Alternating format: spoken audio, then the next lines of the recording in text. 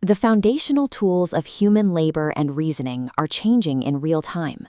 The timeline for artificial intelligence has collapsed, with capabilities once predicted for the 2040s becoming operational software in early 2026. We are moving past the era of speculation into a period that requires a practical survival manual. We have entered the Hinge Period.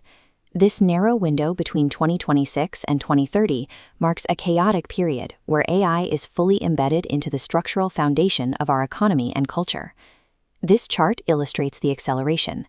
On the left, System 1 from 2023 were predictive text generators, guessing the next word.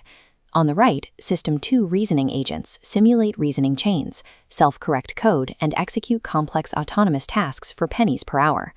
The blueprints are finished, the funding is secured, and the data center infrastructure is being built. Operational reality has begun, leaving a society optimized for the old world largely unprepared for the shift. Most modern churches operate on the Jerusalem model.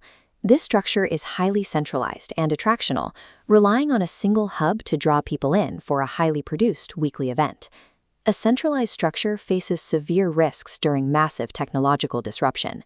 If the hub is compromised, digitally, economically, or legally, the entire community network fails because it has no secondary points of resilience.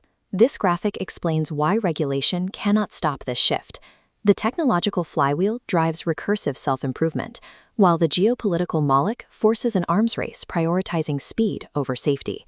These gears lock society into a path that individuals cannot influence. The infrastructure for this automated future is already under construction. A centralized church cannot negotiate its way out of a social landscape it was never built to inhabit. This graphic highlights Epistemic Collapse. On the left, AI drops deepfake costs to zero, destroying trust in digital information. A church relying on digital content will lose authority. As shown on the right, the physical sanctuary becomes the reliable layer for verifying truth. The second challenge is the crisis of meaning. The white-collar recession on the left shows AI displacing millions of credentialed professionals. For those who define their worth by their career output, this displacement creates a famine of purpose and a total identity crisis. To address this, the church must become a meaning factory. It must reclaim the theology of the Imago Dei, teaching that human dignity is intrinsic and received through grace, rather than achieved through economic output.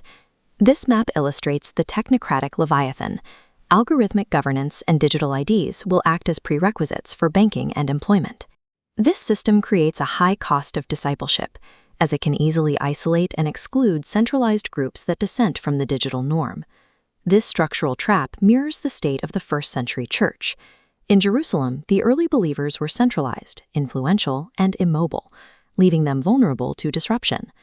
This diagram shows the historical response to that vulnerability. Persecution shattered the centralized Jerusalem trap, shown on the left. This forced believers to scatter into Judea and Samaria, where they formed the decentralized Antioch model on the right. Algorithmic governance creates the same pressure today. By making centralized hubs easy to target, the Leviathan inadvertently forces the church to diversify its presence.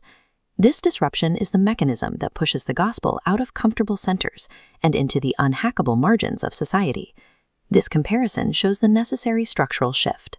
The spider on the left is a fragile system with a central point of failure. The starfish on the right is an anti-fragile network of autonomous cells. If one house network is damaged, the rest of the system regenerates and continues the mission. Leaders must pivot from being CEO pastors to shepherd preppers. This requires moving from the stage to the training room, focusing on mending the nets so that the laity can maintain the spiritual life of the community in localized, house-based settings. This arc cross-section details the practical steps for local resilience. Leaders must focus on aggressive debt reduction, shifting resources to mutual aid funds, and auditing the physical skills, like electrics or food networks, needed to sustain members through the white-collar recession. Resilience requires an organizational structure that can lose its central hub and still function. The mission continues because the spiritual life has been successfully moved into localized spokes. This graphic defines our offensive strategy. In an age of synthetic digital abundance, the local congregation provides frictional intimacy. Digital connection is frictionless and often fake. Physical community requires sacrifice, presence, and shared meals. producing the real intimacy people are losing to automation. An AI cannot deepfake the physical act of breaking bread. A shared meal and the laying on of hands remain the unhackable verification layer. These physical sacraments are about to become the most powerful evidence for the gospel in a synthetic world. This timeline represents the Antioch hope. We do not build decentralized house networks to hide. We build them to protect the seed of the gospel, so it can be sown across a changing world. The disruption has begun. It is time to go and be.